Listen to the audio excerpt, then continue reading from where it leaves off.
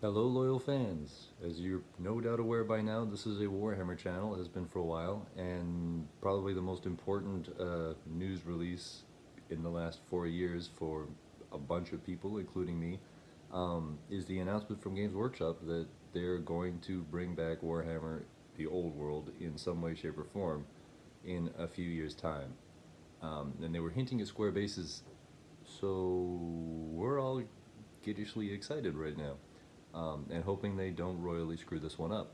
Um, my thoughts immediately, I've already thought about ways that they could probably bring it back, and I would be so glad if they keep the format, square format, in some way, shape, or form.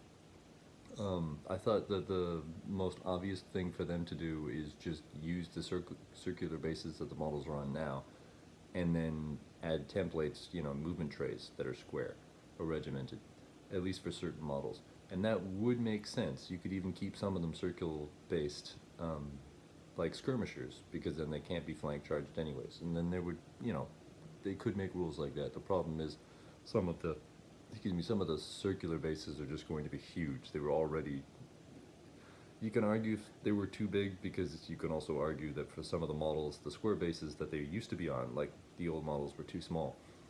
Um, but anyways, that's one way they could do it, which would be more reflective of what they're already doing with basically every other game. Just make it more like Warhammer 40k.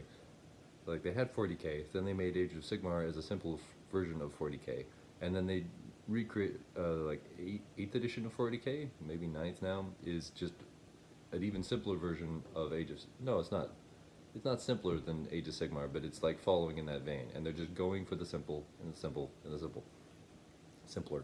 That makes sense. It's understandable. It's working as a business practice. I completely understand it, but a lot of us are hoping like that you at least can kind of recreate the theme, and I'd like to say the realism, if not the cinematic, like effect of 8th edition.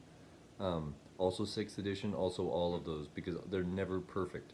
But the most important thing for all of us fans and gamers is the fact that it just made more sense than Age of Sigmar and the ways things play off of each other.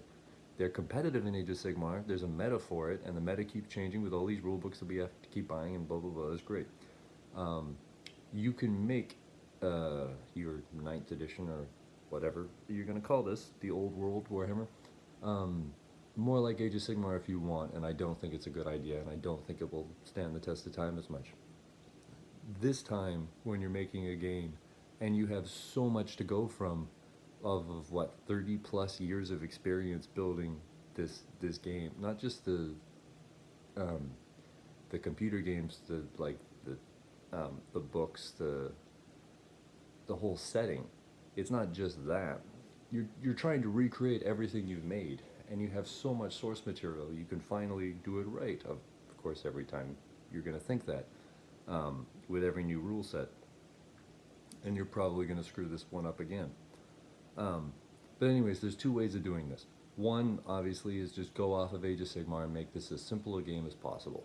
Have it be, a few extra models, a few extra ways of using troops, but it's basically Age of Sigmar, but we're imagining it's back to Warhammer Fantasy. And I think we're all thinking that that's probably a bad way of doing it.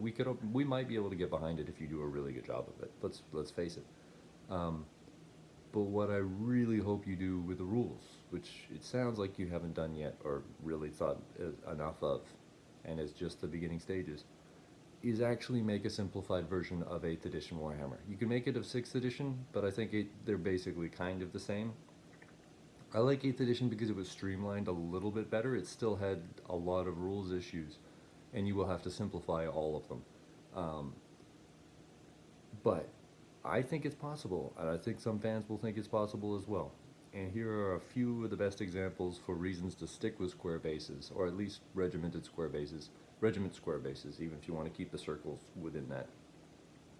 Um, and just deal with it in larger scale terms.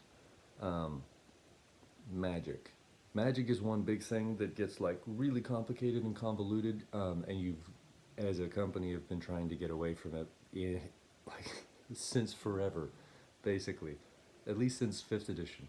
Um, and the most obvious way of doing it is kind of like 40k, in the term of like, okay, this level 1 mage has one spell. It's going to be a signature spell. It's going to be an important spell, regardless of how many level 1 mages you have across the board, and it'll actually work. That's fine. You should keep it that way. No more like one dice rolling. I could have 6 different spells with this level 1 mage. You don't need that. None of us need that. We like it, and it's more competitive and harder to play against, but let's simplify it. You buy your, I don't know, 90-point level 1 mage, and it has this one spell, and it's a useful spell. Okay, you have a level 2 mage, he has 2 spells. He has spell number 1 from level 1 mage, he has a second spell. That makes sense.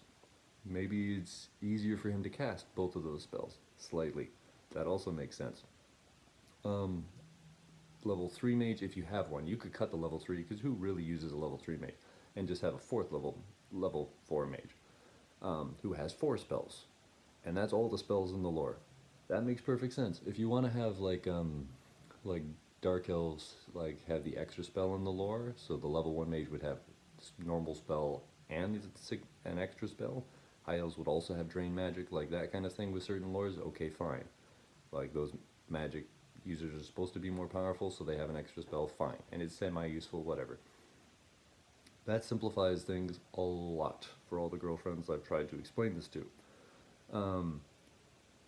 Magic also, in terms of like you've used so many different versions of this. 6th edition I hate, because of like a vampire count army with like 11 power dice every single turn is just a shame to deal with, and really loses friends for you if you're the vampire count player pretty quickly. Or you can just have like, 4 or 8 dispel scrolls in your army with a bunch of level 1 mages. Like, that's what level 6th edition was to me. 8th edition, in terms of dispelling magic, I actually like the Winds of Magic roll, where you have just 2 dice, and it's like the highest one is the number of dispel dice you have. And I do find that cinematic. People may disagree with me, but I don't really care. I imagine the battle with like Teclis against Malarian, in Ulthuan, and they were evenly paired, and it was like the massive armies against each other, and I think Inkari was there, and Tyrion, whatever. But they were, they were countering each other's spells perfectly. Probably every other mage on the field was like having a field day, but it was the most important spells were being dispelled. And that's huge. You don't get that kind of cinematic quality in Age of Sigmar. Like, just from the rules. Okay, this is a 10 up to cast spell. I roll 2 dice. I get lucky, and I cast it. Now the enemy has to, like, roll an 11 to dispel it? Like, it's not happening at all. It doesn't matter how much he wants that spell dispelled. And he can only dispel it if within 18 inches. That's weird, that's 40k, maybe it's good for 40k. It doesn't make sense in Warhammer Fantasy. Simplify it, sure. Simplify the number of spells, simplify how to cast them. Even if it's rolling 2 dice to cast them, okay. But the number of dice you can dispel, I think, should still stay with used to dispel any spell, should be from the Winds of Magic. And that adds more choice, but also dire consequences for what you decide to dispel. Something else that's just convoluted is like challenges, would be a good example. I love the way challenges work in 8th edition, which is kind of the same that they've been for a long while in fantasy. Except the problem of where do the characters go and what happens to the models behind them if they have spears, and who's attacking who, because then they no longer have a model in front of them because their character was in front of them, so do they have to attack the character, or can they just attack the unit? Like, all of that should just be simplified. Any model in base contact with the enemy unit can attack the enemy unit. It doesn't matter if there is a character in front of them or not, and you can't make a unit full of characters in the first rank and a ton of Skaven slaves or something, and the Skaven slaves can't be killed. It's only the characters who are well protected or something, and dish out the damage. That's a pretty fun way of playing, but no. Like, you can attack the unit regardless of where these characters and challenges go. Simple way of doing things. Also, charging and wheeling was also one of the biggest problems in 8th edition, in my opinion, because there's so many of these convoluted rules of exactly what you can do and how. Let's say there's a unit here trying to charge the unit here, and then there's a rock here. So this unit is going to get the flank of this unit, okay? This unit has, and it does have range. Let's say it's 13 inches or something. You roll the charge dice, whatever. You can keep the charge dice. That's kind of interesting. So it can make it, but then it has to make one wheel, and then it has to go directly forward, except the rock is there or something. So it might be able to barely reach like the tip of this base, in which case it's a forward charge, but it was a flank charge based on the way it was like. So then does this unit like have to move to be flank charged or what? Like, and is there no rule, in which case the unit just naturally fails their charge, which makes absolutely no sense. It's really annoying. Do I have to call a TO over or whatever? Just because of a rock is here. And what if like it can wheel, but then it has to wheel back? You can't actually do that in 8th edition, which is messed up. What would actually happen? Well, let's try to make this as realistic but as simplistic as possible. Just like if it's going to be a flank charge, move the flank directly to what the unit is facing. Have them face each other, and then just smash into them. If it's a forward charge, okay, the unit faces to meet them, and it just attacks at that angle. That's simple. It may not be perfectly realistic, but it saves so many rules issues. That is the kind of thing you need to do with your the old world version, whatever you're going to call it, 9th edition fantasy. Simplicity. But we would all love for the rules to still stay very similar. Whether you take 6th edition, 5th edition, 8th edition as a jumping board, there is so much in there that that really is what Warhammer, what all of us are paying money for, to go off of. And there's no excuse to turn it back into Age of Sigmar, but with new models. On the other hand, though, if you do make a model for Magnus the Pious or Aenarion, or any of the really cool characters, maybe Balakor, like before he was a failure, that would be amazing. Things like that. You have so many options going back to it, and I am glad you finally are, Games Workshop. I just really hope you don't screw this over again. And the biggest problem is going to be if you do choose square bases, how are you going to implement that? And I wonder if it is going to be a kind of game where you can't, where you aren't forced to use square bases and you aren't forced to use circular bases. That'll be messed up. Oh, and the other thing I was thinking of when unit sizes, you should probably just go the Kings of War take. Let's say the minimum unit size is 20, so you can buy them as a unit of 20. And you can also buy them as a unit of 40, and you can buy them as a unit of 60 if this is a horde size. Maybe it's a unit of 10, unit 20, unit 30, whatever.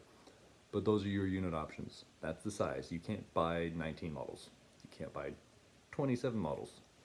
Whatever it is, like you can't do the odd numbers. You can maybe keep points for command, maybe that's fine. Actually, I would cut them.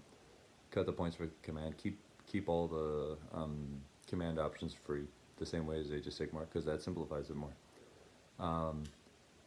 And then magic items, like having the same as 8th edition, having a bunch in the rulebook that make sense, and then having only a select few, but nowhere near as powerful as they are in 8th edition. Just have a select few that are very useful. That is the hardest part to balance, and I think that's one of the reasons people hated 8th edition as well. Banner of the World Dragon was way too powerful for 50 points. It should have been like a 4-up award, and even then, like, making my unit of Swordmasters have like the same magical protection as Phoenix Guard is amazing. I would still pay 50 points for that, but having a 2+ ward save is ridiculous. Everyone hated that rule.